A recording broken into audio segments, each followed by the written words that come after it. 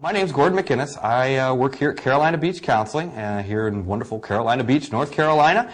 And today we're going to talk about how therapy can help you cope with anxiety. Well, therapy helps in a variety of different ways. One, it helps to identify real versus imagined causes of your anxiety.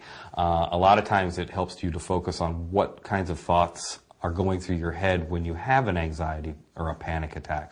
A lot of times we have these feelings start to come up, and then we start to think very negatively about what's going on with my body. Oh, I'm going to die, I'm going to have a heart attack, I'm going to embarrass myself in some way or fashion, I'm going to faint, people are going to laugh at me, they're going to make fun of me, this is very uncomfortable, I can't stand being uncomfortable, all those kind of things. And so therapy helps to kind of identify those thoughts and those processes, almost those automatic thoughts and processes.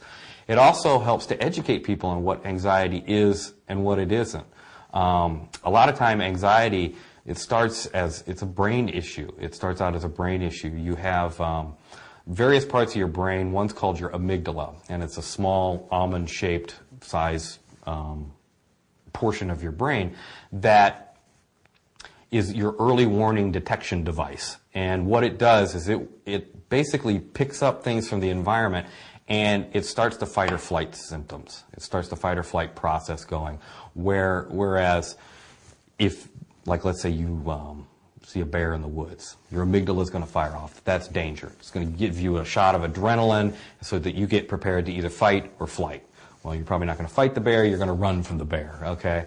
And sometimes your amygdala will fire off in situations that there's no bear. And it misinterprets cues within your environment. Well, your amygdala kind of sits next to your what's called your limbic system, which is where your emotions are processed, and your hippocampus, which is where your memories are processed.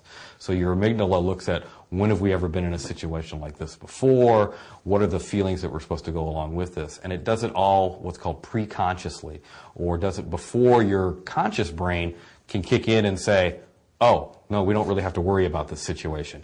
It's already started this whole process going. You've already got this adrenaline rush going. You've already starting to have the symptoms.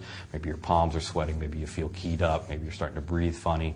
And there's a variety of different physical issues that are going on that therapy helps you to identify what those are and kind of take the mystery out of them.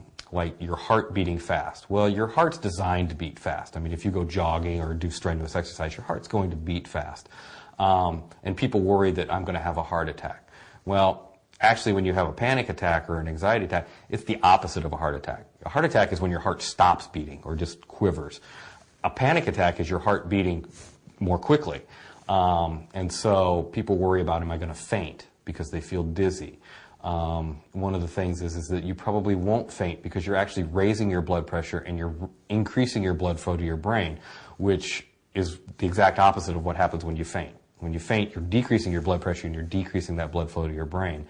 When you increase it, what's really happening is that you're probably not going to faint. The dizziness usually comes from because you've changed your breathing pattern and you've changed your oxygen and CO2 content in your blood, and so it kind of gives you that dizzy, kind of weird feeling. So again, therapy can help with that. Therapy also helps with managing stress, teaching you how to manage stress, teaching you how to use appropriate relaxation techniques. Also helps you to monitor what you eat, what you intake, your sleep habits, those kind of things, because those are all really important in dealing with anxiety. That was just some advice on some various topics related to